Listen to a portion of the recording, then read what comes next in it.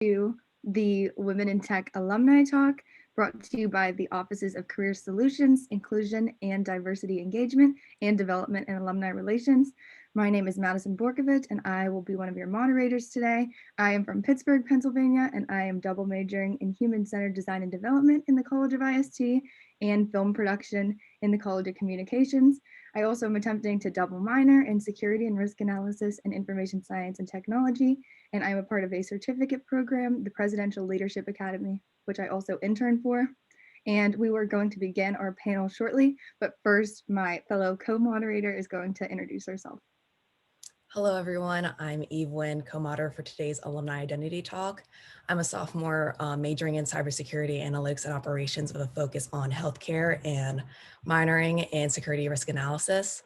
I'm a member of WIST, Gamma Tau Phi, and a learning assistant for this college.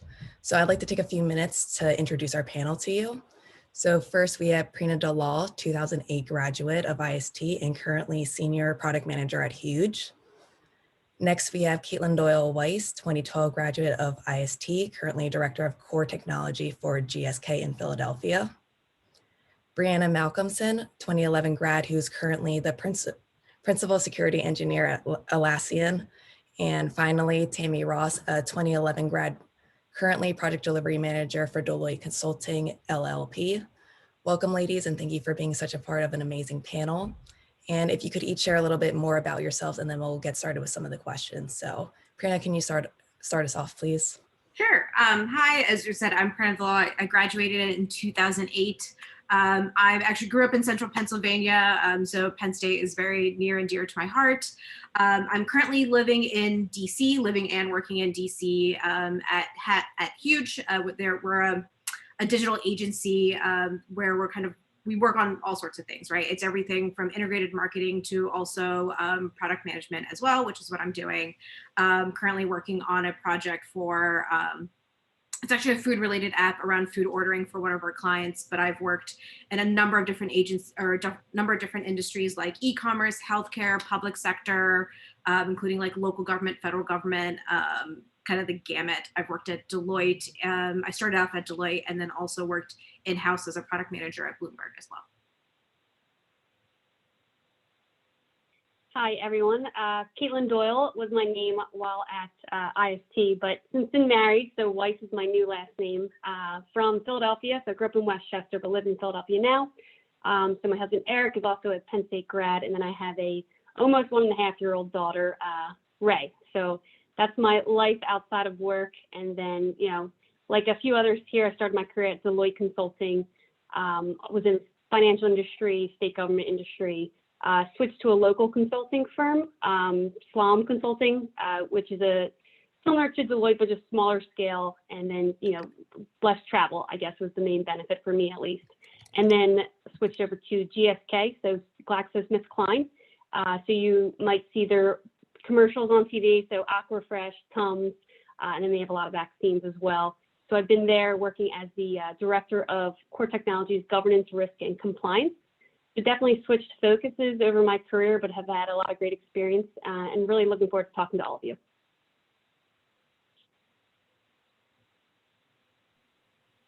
Hi, everyone. I'm Brianna Malcolmson. I graduated from Penn State in 2011 as a security risk analysis major.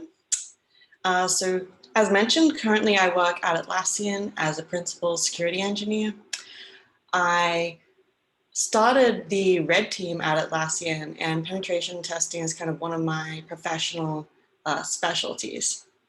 Before that, I worked at other big tech cloud companies like Salesforce and Cvent, and I've worked in security the whole time, so everything from incident response to vulnerability management, policy and compliance.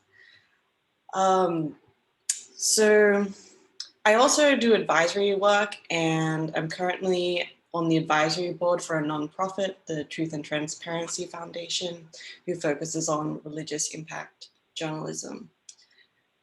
I've also moved back and forth. I'm originally from Australia. I came to Penn State straight from Australia to do a full ride sports scholarship on the golf team. And I've had the opportunity to move back and forth. So while I'm currently in San Francisco, I've worked and lived in Sydney as well during my career. In my spare time, I love to snowboard, and I'm usually at South Lake Tahoe. Hey everyone, my name is Tim Ross. I am a class of 2011 graduate, IST grad, IST major as well. I am currently living in Washington, D.C. as well, actually closer to, and actually in Maryland, but I work down in D.C. I also work at Deloitte. I actually started at Deloitte coming out of college, out of IST, and actually have stayed there the entire time. I'm working a myriad of different projects, a little bit everything from kind of help desk to financial management, to now currently working more system administration, and kind of developing and maintaining kind of an overall platform. My spare time, I really enjoy basketball. I actually coach youth basketball girls, and I just do that. I live, breathe, sleep, eat, drink basketball. So you'll see. I don't know if you can see it much. I know it's a little blurry, but that's all the basketball stuff I've got. So I'm looking forward to answering you guys' questions. Should be fun. Thank you, everyone, for sharing all of your accomplishments and achievements. We're already so impressed by everything you've achieved in your career. So now we're just going to do some quick housekeeping notes and an overview before we get started with the questions. For all of our attendees, if you have any questions for the panelists, we have a Q&A function that you could share them in, and the moderators, as well as the hosts of the panel, will be checking that, and we will do the best to ask and answer all of your questions that we can. So now we are going to get started with our first question for all of the panelists, which is, who are some of your role models or inspirations in technology or in your specific field or community, and why? And any panelist can start this off if they have an answer.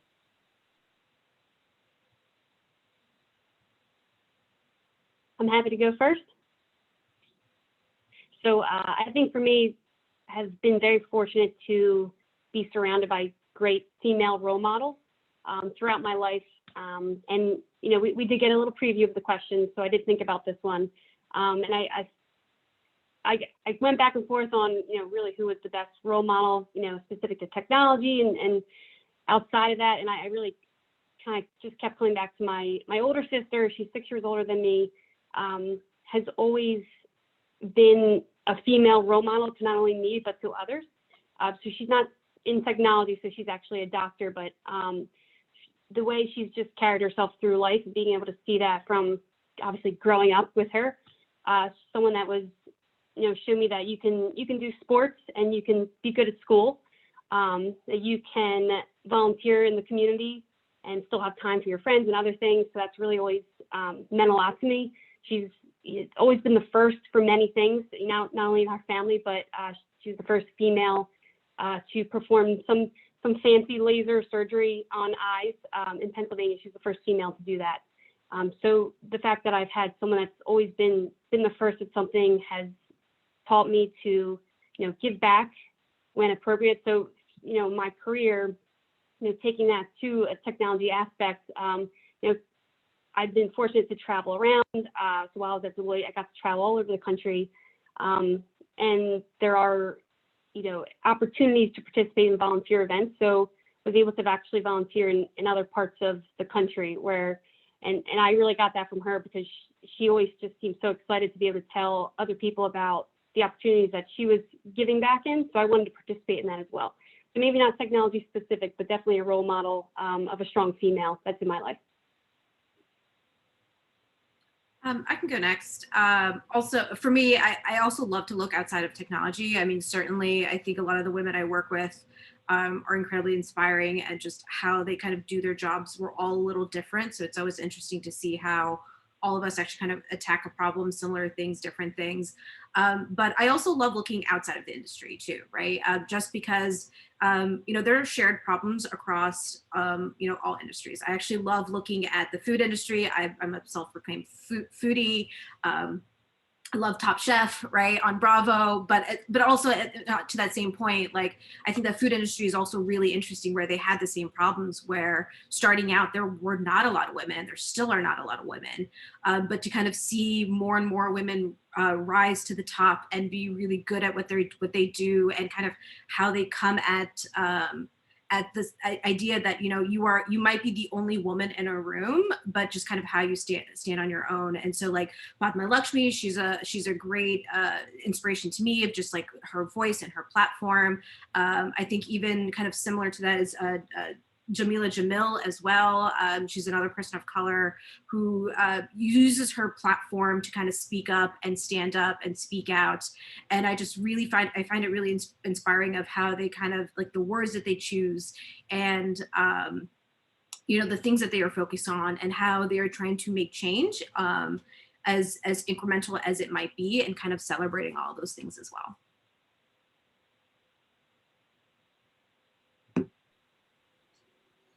Yeah, so I can go next.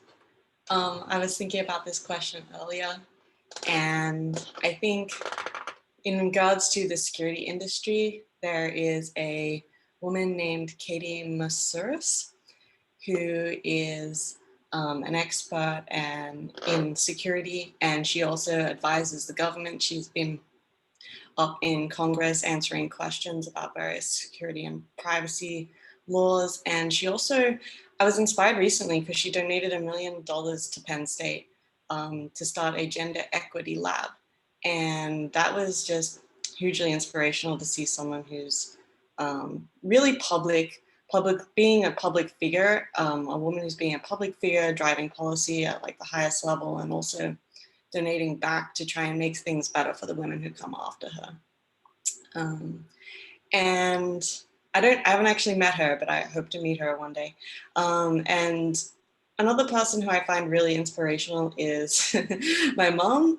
I have kind of always had an aspiration to start a business one day, and my mom started her own business after the age of 60. So I'm just like hugely inspired by her doing that, and it's been pretty successful. So yeah, it's kind of inspirations in my life.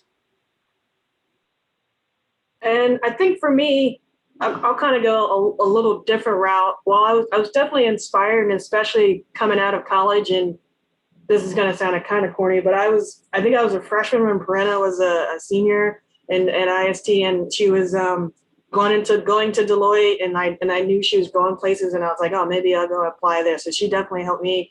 I don't know if you guys remember Kim Bookter. She was also around that time period as well. So those two people, as far as starting my career, they've definitely helped me. And then once I got to Deloitte, and I kind of saw the tech industry that I was in, unfortunately, and Deloitte's getting a lot better at this, but at the time I didn't see very many women kind of at the levels above me doing the same things that I was doing.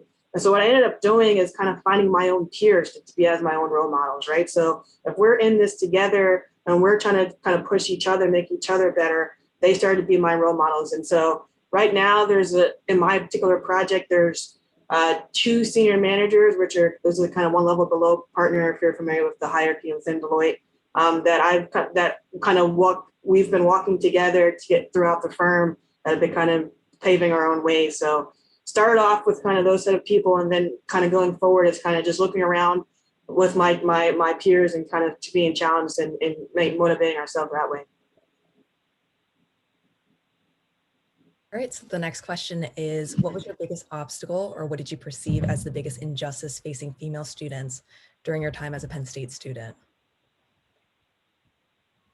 I can start on that one. I think I don't know if folks started already joining when I first joined, was talking about when I first started, just how different it was. I started IST in 2004, so it was the days before Facebook and Twitter and Instagram. So things were definitely different then, right? And I will say that, like, I think things have come a long way since, and not to mention those platforms exist now, right? But I think the biggest obstacle there were plenty of times where I was literally the only woman in the room, right? It was like me and like 25 guys in a classroom. And I remember the first thing, I just walked into a room, sat down at a table, and a guy looked at me and just said, "You're one of those aggressive female types, aren't you?" And I'm just like, okay, right? And it's one of those things where it's just like, I was a little taken aback by it, and I certainly kind of brushed it off as like no big deal. And if I am, so what if I am, right? But I mean, I think it's one of those things where that kind of continues as you go on, right? You will find like there'll be microaggressions along the way for folks that may respect you for what you do, who you are, where you come from, your gender, your ethnicity, your race, all those things. And I think you're going to get that a lot, especially when you're the only person in the room who looks like you, right? But at the same time, it also shouldn't be anything that holds you back, right? Because I think there will always be haters, right? There will always be haters no matter what. But despite what they say, like just kind of know and trust in yourself to kind of keep pushing forward is the best that you can do. And just kind of leave them behind. I hope he's successful. If he's not, maybe not, I don't know what he ended up doing. But it's one of those things where it's just like, don't let those like comments kind of stop you, even though you might be having a bad day, might get you down. But it's those microaggressions that were certainly an obstacle, and it feels very personal, but just kind of remind yourself that it's really not.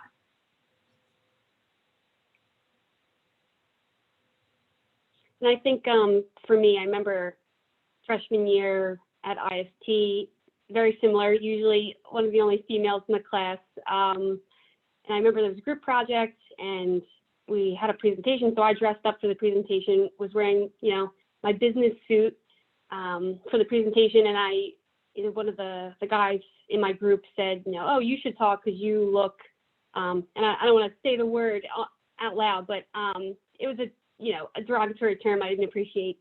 So that was like the first time I was like, that wasn't right. And obviously he wasn't going to say that to a guy wearing a business suit. So that was really the first instance where I was like, oh, there is something about being a woman in a male dominated field. But you kind of have to, I brushed it off at the time. And I think now reflecting back on that experience, it was really, the immaturity of some people when they go to college, right? They don't know that those things are inappropriate. And I think times have changed. And, just recently I was in a meeting, kind of like a company-wide meeting, basically talking about gender and, the do's and don'ts of certain conversations and just how to make sure that everyone is getting equal opportunities, regardless of gender, race, everything. So I think times have changed and people are more educated about, what's appropriate and what's not. So I think we're definitely heading in the right direction, but that was really the first time, freshman year. And I think for me, my first time, and I've actually, unfortunately, I can continue to see it, was kind of, I think it was like my second or third year at Deloitte was, I was working with a new manager, and this person's known to be kind of one of the smarter, more kind of brilliant people that are on our project. Instead of giving me like one of the first tests, like one of the first assignments, he just gave me like a seemingly like impossible task. He was like, I need you to take this and I need you to do this, this, and this. And I was like, it seems like a lot of wasted time, but I'm going to do it. And so what I found is that a lot of times, especially if you're the only female in the group or you're the only kind of minority, the people who are in the majority will oftentimes give you a test to kind of quote unquote prove your worth, which seems to not actually happen with someone with like another guy or something like that. And so, well, I did the test, and after that, me and him are really cool. But just the point of going forward is always having to prove yourself and not just immediately be taken seriously is definitely an obstacle that I've seen earlier in my career. I've seen it less so now since I've kind of built up my own reputation. But I also kind of, it's going to sound sad, but I'm okay with that test because I'm confident with my skills. I'm confident that I can be successful. But that's definitely an obstacle that earlier in my career I was like frustrated by. And kind of on that note, I also wanted to add, like, I feel that, right? Like, definitely feel like every now and then you feel tested. I've also been in that situation. And I think, I'm actually pretty proud of myself. I've even stood up for myself, right? I pulled that manager aside and was like, hey, what you said was incredibly disrespectful. I give you respect. I demand the same thing back, right? And you can say it in a polite, but meaningful way and standing up for yourself. And you will find that you will have to do that from time to time. But I will say after that, his behavior was certainly changed, right? I don't think he ever expected me to stand up for myself, to say anything. And I hope that he's better off from that and doesn't do it to anyone else. Yeah, at Penn State, I think it probably wasn't until my senior or maybe earlier year, but there was definitely one guy who was always in my class who like, I don't know why, like had it out for me or something, probably because I was one of the only women. And we were in a class and we had a group project, and unfortunately I was the only woman on our team. It was 7 people, and we had to choose team names. And so he decided to announce in front of the whole class that our team name was 6 guys and 1 problem, and looked at me, and the teacher was like, you know, like I said, that doesn't sound very appropriate. And the teacher was like, I don't know what he said. He said like, well, I guess, like, is that okay with you, in front of the whole class? And I didn't know, like, what are you going to say? Like, when everyone is just kind of sitting there looking at you, like this person just insulted you in front of everybody. And like, things like that.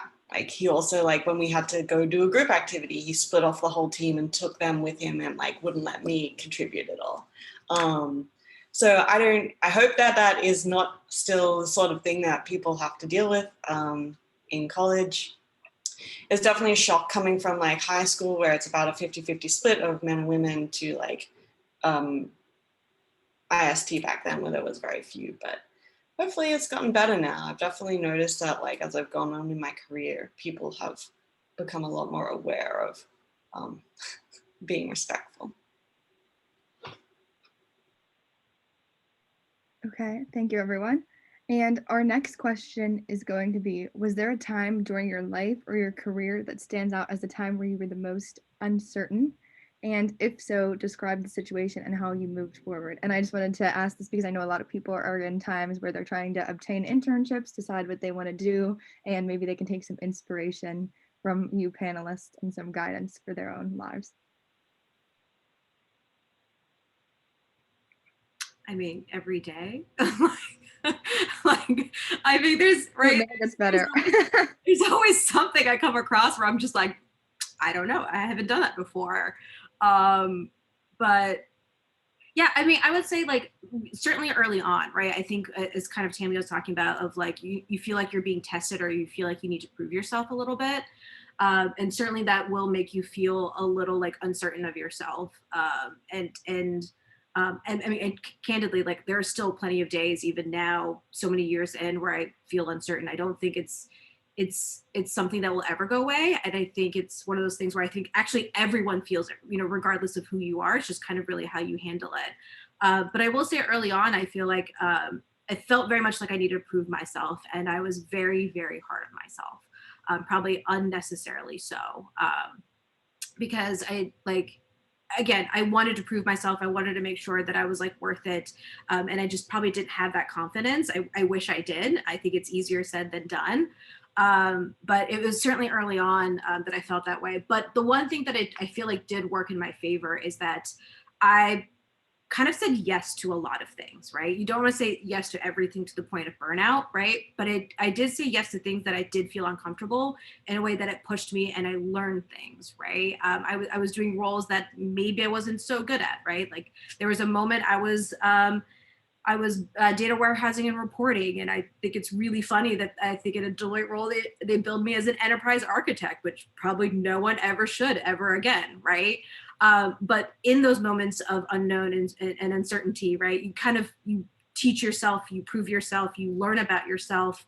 You also take those experiences and kind of move, bring it along with you throughout your entire career. So as awkward and uncomfortable as saying yes to things that I didn't feel like I knew or was good at, it also has paid dividends later on, because I did learn so much from those moments and those opportunities, that even today, I still feel like I can have a conversation about databases, right? And like, maybe write a SQL statement, maybe not, right? But I use those experiences to have the conversations with the developers as we're building systems. And if I had said no or shied away from it, I wouldn't have gotten that knowledge.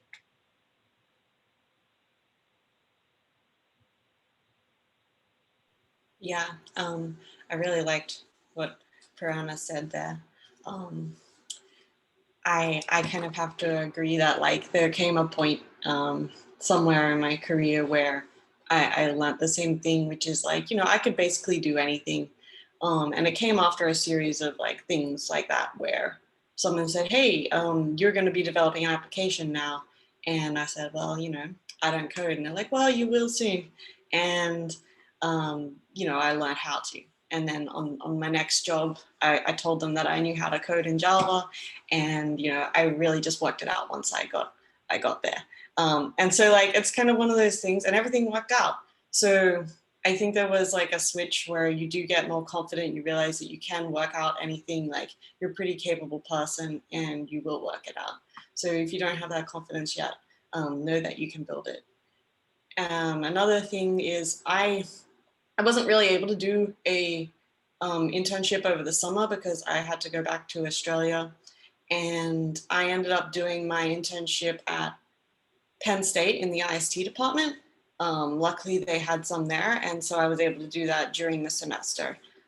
So, you know, that worked out for me. And I think my greatest like uncertainty, apart from like, you know, the coronavirus makes everything uncertain for everyone, was that I didn't know what I was going to do after I graduated. I was interviewing at the Big Four, and I also got some random interviews. And if I didn't get a job offer, I was going to go back to Australia and then like work out what I was going to do from there. It's like going to be maybe go into the ASD or something like that. But I ended up getting one job offer, and I was in Northern Virginia, and I took it. So it was a pretty uncertain time, but you know, everything works out in the end.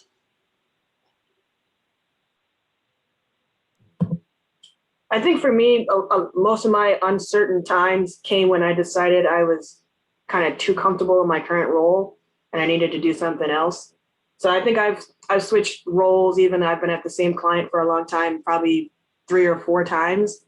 And what I've always found is that I've gotten really, really comfortable and really, really good at my current role, but I had stopped learning. And so I always say, hey, I want to do something different. And then they'll give me, my management team has been awesome. And they gave me another role that was completely outside of kind of what I was doing before. So then I had to decide, do I want to stay being comfortable and stay being consistent and really good at this, or kind of go back down to the bottom and kind of learn something from the beginning and from scratch? And so I found every time I was comfortable enough to make that decision and make that jump, I learned kind of way more than I would have done if had I just stayed there.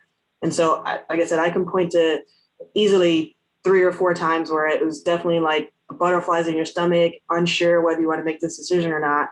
But then it always worked out for me whenever I kind of just took a step out and decided to do something different. And I think for me, uncertainty hit with, you know, having a child. You know, I got pregnant, and then, you know, then I had to deal with the fact like, oh, I'm going to be out for, you know, I have a great maternity policy, so I was able to take 4 months. So it was like, I'm going to be out for 4 months. Are they going to forget about me? Are they, will my job still be the same when I get back? Will I still have the same coworkers? In pharma industry, there tends to be a lot of shifting around and reorganization. So I had just so much uncertainty, and I was very much stressing about what, you know, post having a baby life would be like at work. And, you know, I know that's a bit far removed for maybe some of the students on the call, but it was definitely an uncertain time. And then when I was coming back, actually, I came back to work the week after the shutdown here in Philadelphia. So it was also like, now they're definitely going to forget about me because no one's seen my face for months, and they're not going to see it they still haven't seen it, I guess. So a lot of uncertainty around there, but, and you know, my team actually reorganized.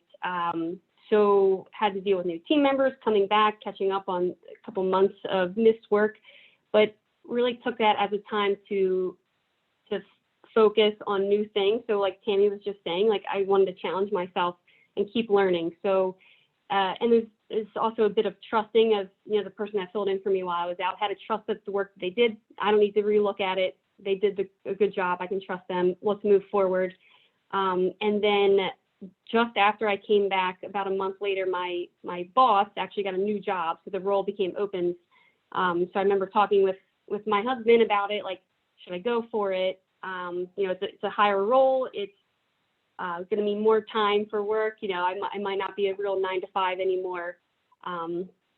He was supportive of it, and I went for it. And that was definitely an uncertain moment, because if I didn't get it, I was going to now be working for someone that also interviewed for the job and got it over me.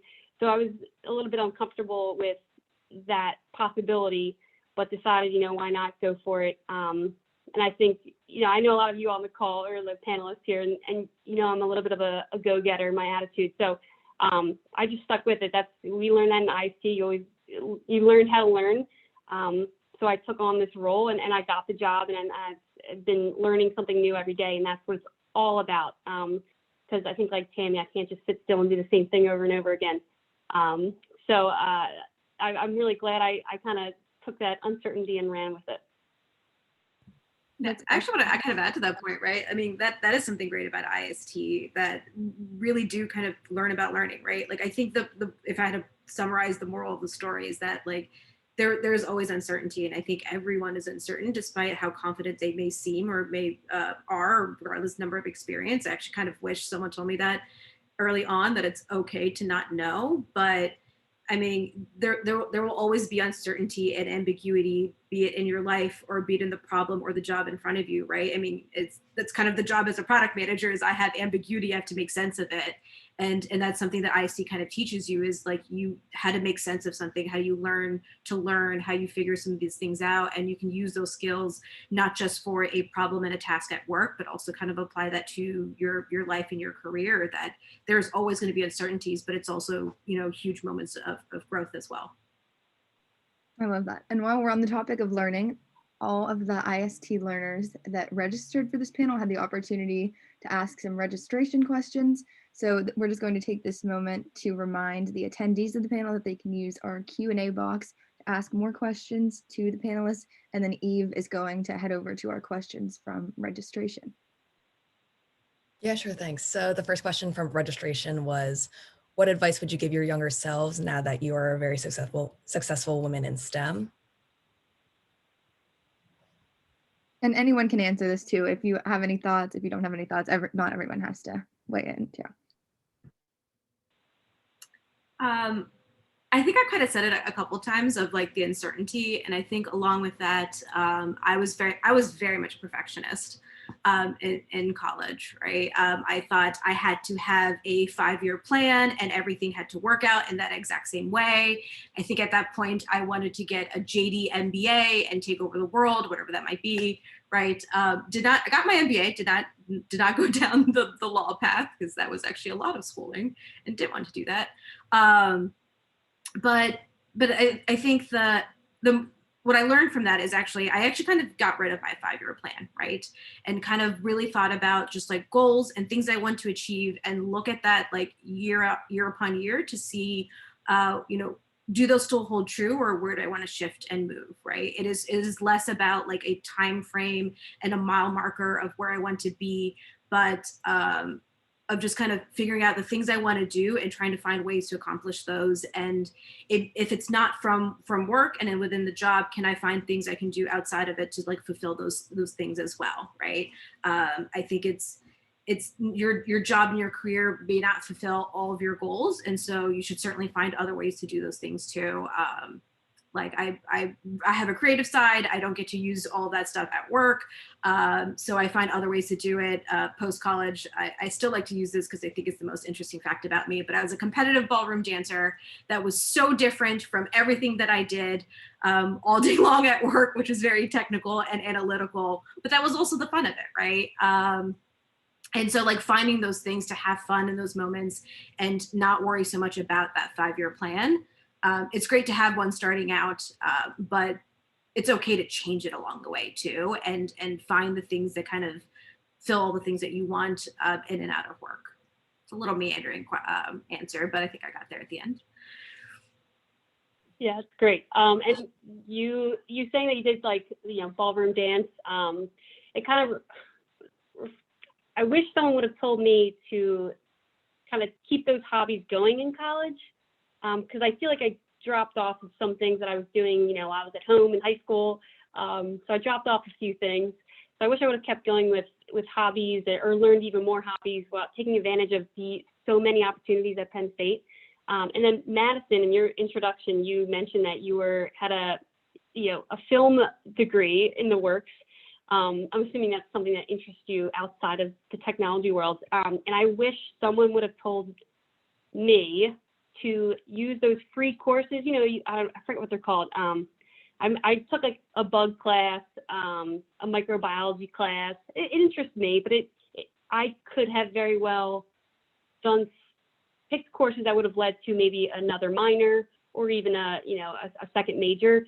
And I wish I would have taken more advantage of that. Like I wish I would have taken maybe some more business focused classes. So I think that could have helped me in the long run. That's what I would have told my younger self. Yeah, actually, I got into ballroom because I took it per chance as like one of the gym credits at Penn State and just loved it. I also took Tai Chi too, which kind of sort of helps right now. But I mean, it was fun one of the moment doing Tai Chi on the hub lawn. Like I was one of those kids. But it was also a lot of fun. And now my mom does. I got my mom into Tai Chi. So that. Oh, that's great. I took basketball as one of my gym credits. And Tammy would probably laugh seeing me try and play basketball, but I passed the class. So I took the same basketball twice and got credit both times. That's the way to do it. Okay, so for Tammy and Brianna, if they could, what advice would you give faculty on promoting an inclusive classroom? Because I know we did talk about before some instances where there was not inclusion that you faced. I think for me it's similar, and for those of you familiar with any like the diversity inclusion kind of principles of kind of like allyship. So like you can, as a faculty, you can be an ally for diversity and inclusion and for kind of keeping things kind of level within your classrooms and within your day-to-day interaction with your students. And so like for instance, the example Brianna mentioned with that one faculty, it's like, oh, what do you think? Like that is not the right answer to that question, right? So it should be, and so it's faculty one, kind of opening your eyes and seeing the discrimination or whatever that is happening while it's happening, and being okay to kind of stop it in the bud and make it known as that what your kind of policy and what your overarching kind of view is to the entire class, and model that. So if you see something happening and you don't like it, change it. Model that behavior that you want. If you see a group and there's only one other girl, maybe, and if there's a possibility for you to kind of intermix them, do that. And so just being the ally for the change that you want to see is my biggest kind of suggestion.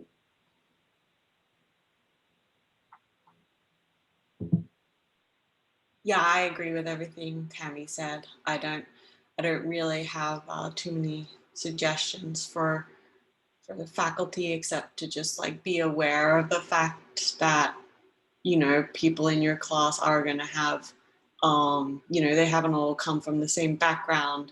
They may have different biases.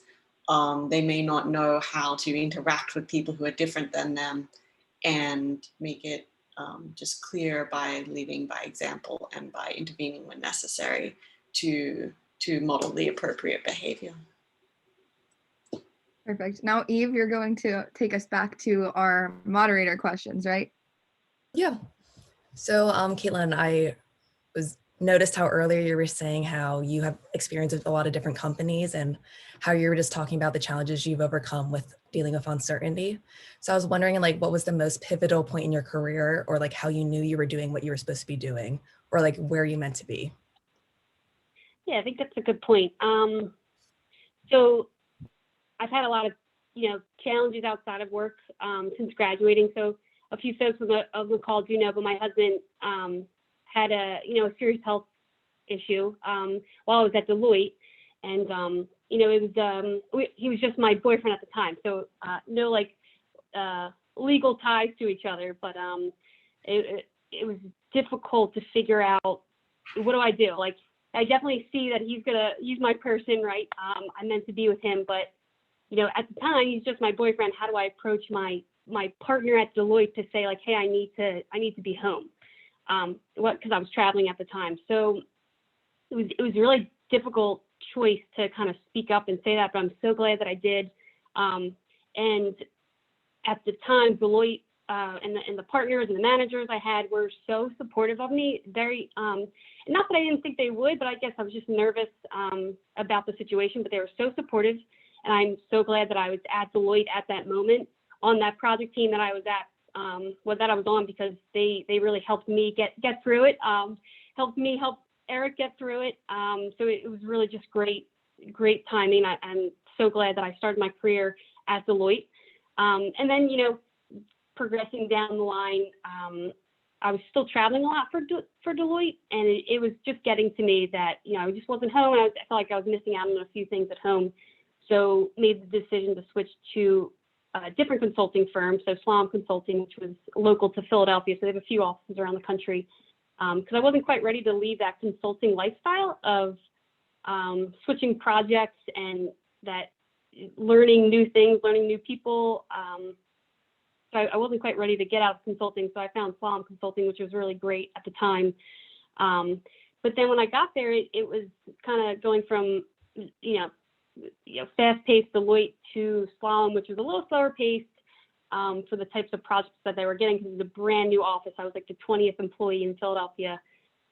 So it was a little too slow paced for me. I think it's a great company, but I think I have that attitude of I need to be challenged. So then I looked at GSK, and I'm so glad that I did. And I saw this role in governance, risk, and compliance, and I wasn't even entirely sure what it meant when I first read the job description, but I applied, and I remember talking to the manager and some of the people that would be on my eventual team, and they just had a great attitude, and it definitely sounded like an opportunity for me to just learn a totally new area, and I was just so on board with that.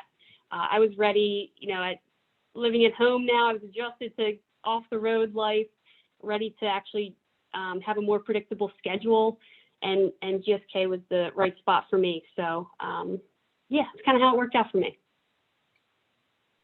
Awesome.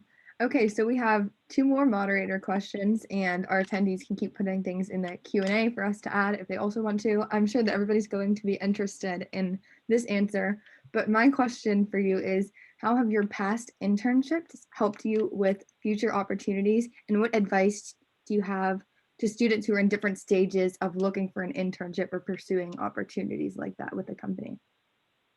For anyone that wants to answer.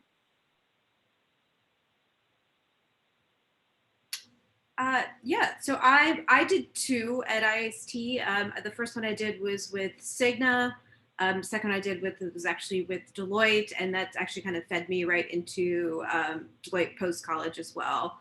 But I think basically what I did, I mean, I remember the Pro Expo, if it's still called that, the career fair, but I think I literally just, I talked to everyone, right? I kind of did my research, saw each company that was coming there, you know, learned who they are, and I was just generally interested in like what the internship was and what I could do, and just like talked to everyone, right?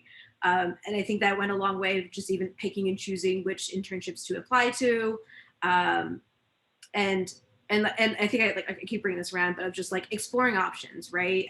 Just like not, if you're not sure, that's okay, but trying different things. That you don't have to pigeonhole yourself at all. But if you really like something, you can certainly pursue that as well. But yeah, I took the Cigna one. I actually wasn't sure if I liked healthcare or not.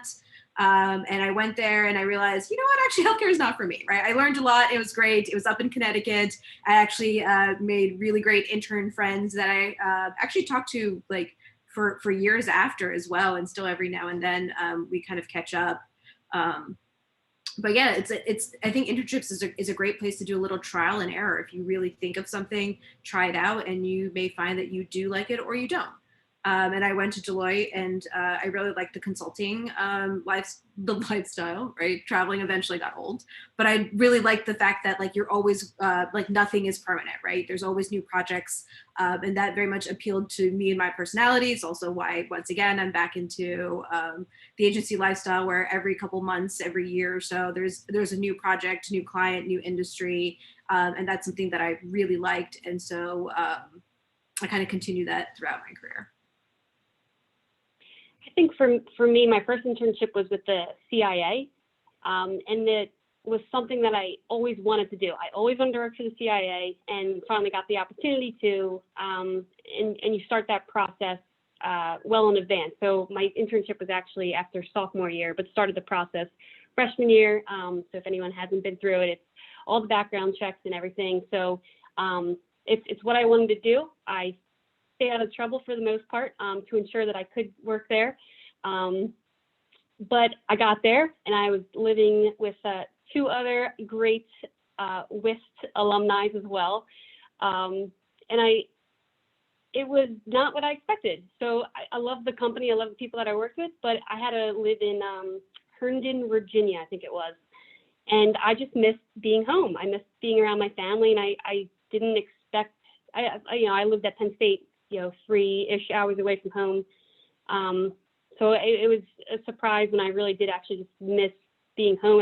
I didn't see myself living the DC lifestyle. I thought traffic was bad where I lived, but it was terrible in DC, and it was just something that I just wasn't ready to sign up for. And I really did like it. The opportunity was amazing.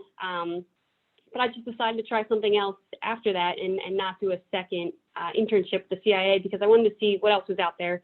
So I interned with a smaller company, and it was too comfortable. And Madhavi, who's on the call, got to know me very well. And maybe just a plug for everyone, all the students, take advantage of meeting your advisors and the IST staff and everyone, because they got to know me, and a specific shout out to Madhavi, because I was going to go full time with the second company that I interned with, because it was easy, it was comfortable, already had the job offer. But then Madhavi was like, you should really talk to Deloitte. I think you would do really well there. I think there's a lot of opportunities that you would take advantage of. And she basically, all but carried me down the hallway at the Future Forum or Pro Expo, I forget which one, to go talk to the Deloitte booth.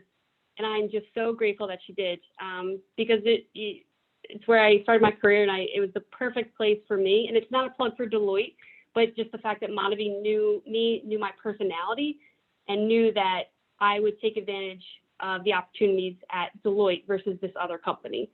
But yeah, the internships are just such a great trial period. She sounds like to you what Rita was to me, making me go to the first career fair. I was like, Rita, there's no way that I'm going to be ready for anything. And she said, just go to one, try it out and see what it's like. And boy, I'm sure glad I did, because we did not have a normal career fair for 2 semesters after that. That's right. Yeah. Uncertainty. I'm happy to hear all the good things that you guys been saying about Deloitte, because I actually have an internship for the summer with Deloitte, and I'm just eager to see what they have to provide me with all these new opportunities and everything. So yeah. This great. Like Good luck. Became like a Deloitte fan panel. I'm not sure how, but a lot of people are out there. Brianna or Tammy, did you have anything to say about the internship question? So for me, I actually had a little bit different experience. I also did 2 internships. I did it with KPMG, but I actually got my KPMG internships through one of their leadership development programs. You'll see that stuff kind of all the time. And the way they actually did it, they literally followed me all 4 years of my time at Deloitte, which is not Deloitte, sorry. See, now you got that in my head. At Penn State. So my freshman year, I did they sent us for 2 days out in California for a leadership development program. Then they offered me an internship my sophomore year. Then at the end of that internship, they offered me another one in my junior year. Then at the end of that one, they offered me a full-time position. And so what I was able to do, and so I realized that you're not really getting potentially that much different kind of experiences with the same company. I was able, between my sophomore and junior year, get them to actually change offices, which actually helped me get a lot of different experiences that way, a lot of different clients and different industries. And that kind of kept me kind of learning and growing and developing all the time. But I do highly recommend if you're thinking about it, doing some type of program where you kind of stay within their quote unquote pipeline for a while. So what that does is actually create some security for you, right? So at the end of my sophomore year, I knew right away I had a junior internship. Like they gave me that offer and I was good to go. So I definitely recommend it. And if you can try to tweak in, like I mentioned, changing up an industry or changing up a job position within that switch, I think you can kind of get the best of both worlds. Yeah, actually, I think that's really good advice because as I mentioned, I just had my internship at the College of IST, which was great, but I wasn't like planning on working in the College of IST after I graduated. So, and I think one of the hardest things for me was when I had to leave my first job. And, you know, I was there for like 1.5 years and it had gotten pretty bad. Great experience overall, but I just wasn't happy with it anymore. And it was really difficult. And I noticed this with a lot of my friends. They have a really hard time just like moving away from their first job because you don't know whether the next job's going to be better.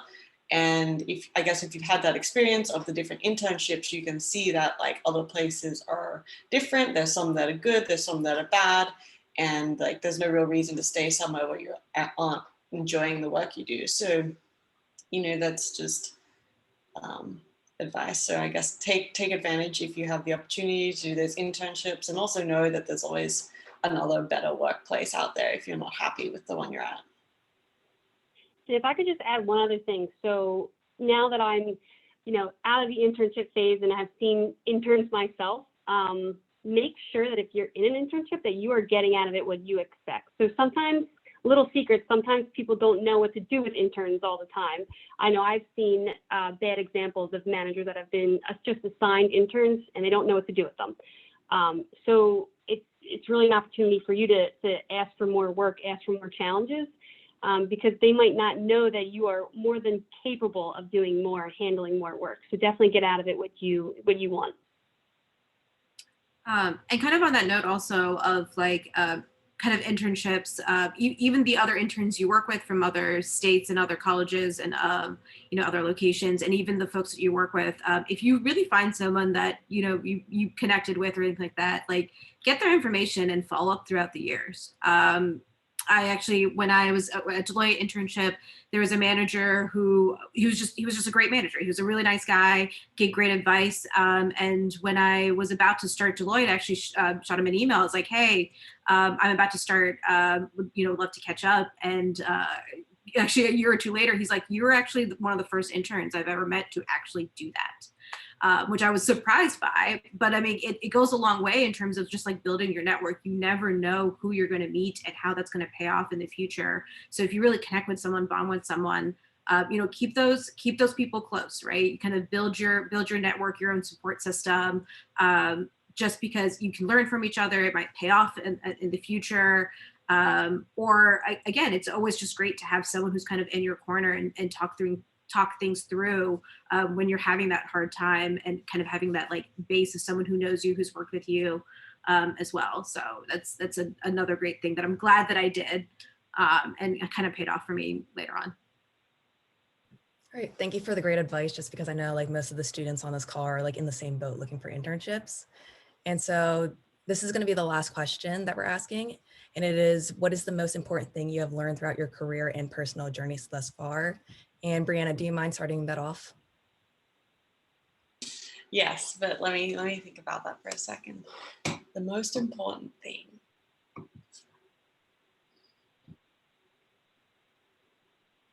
So many directions I could take that.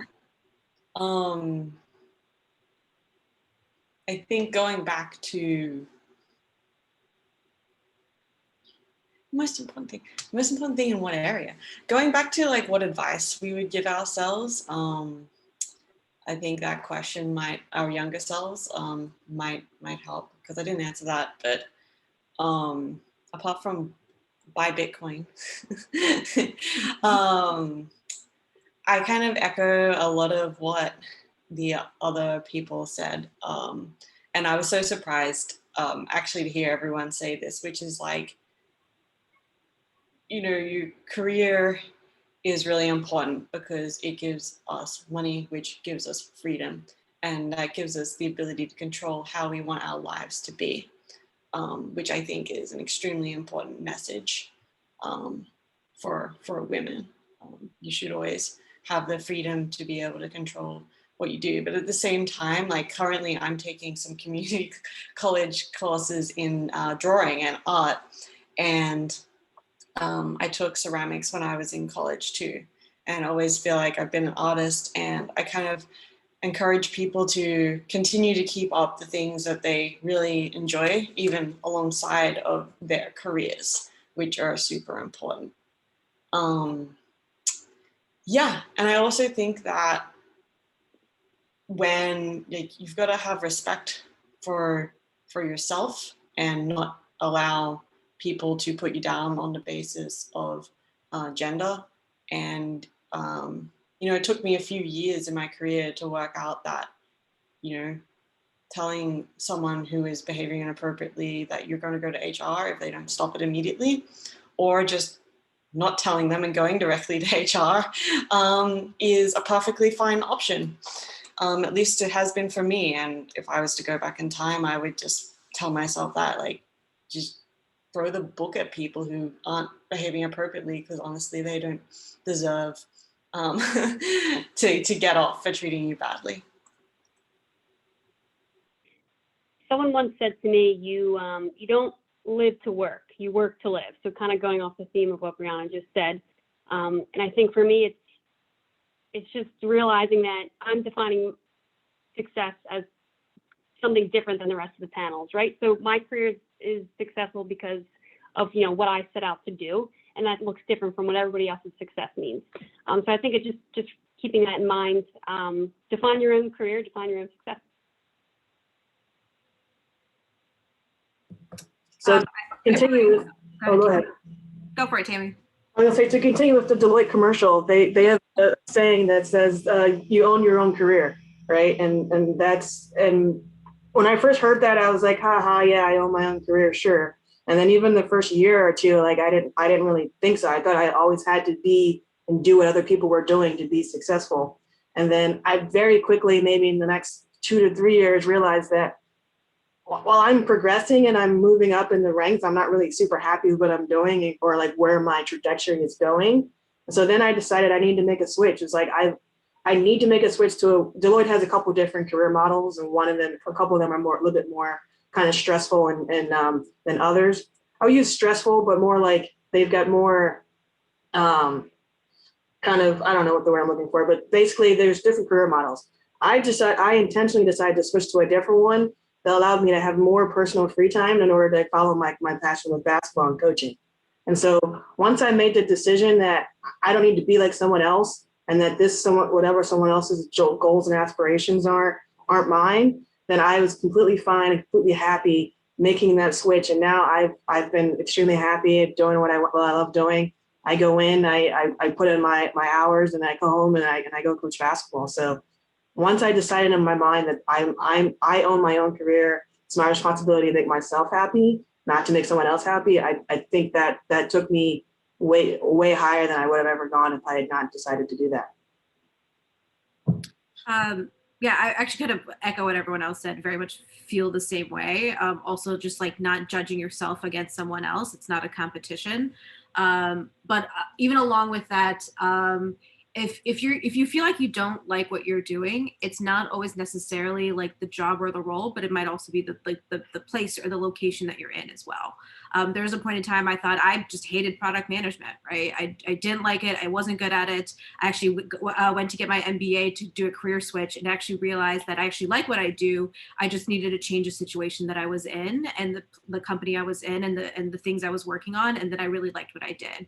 So the moral of the story of there is like nothing is permanent. You can change things, and you realize that you actually like what you're doing once again. And if you still don't, look for a change again. Nothing is permanent.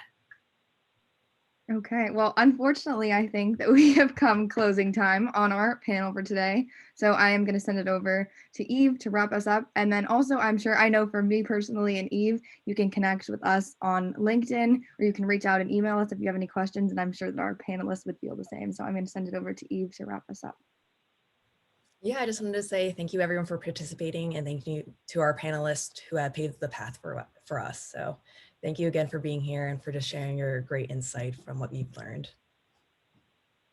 Thank you for having us. Yeah, thank you. Thanks for the invite. It's awesome.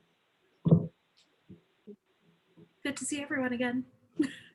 You too. Okay, and I think Kim's going to close us off.